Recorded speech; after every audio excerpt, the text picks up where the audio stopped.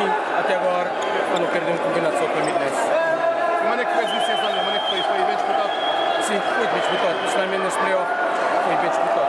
Depois de eu ter podido 2-0, Cruzeiros metem um, acho que não relaxa muito, não está muito confiante, não relaxa muito, mas depois durante a semana treino, não tinha razão de ver jogo na primeira parte.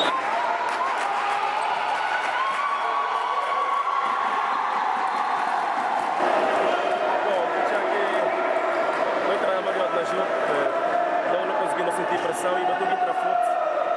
Já fui um dos motivos. Depois de pressão na Angola, assim, sempre quando pressão está arriba de boa forte, sempre que eu consegui libertar dele, é difícil de conseguir vencer. Então, eu já fiz, não entra maior na jogo, bateu que entra forte, consegui com vantagens, depois de recuperar já é mais difícil.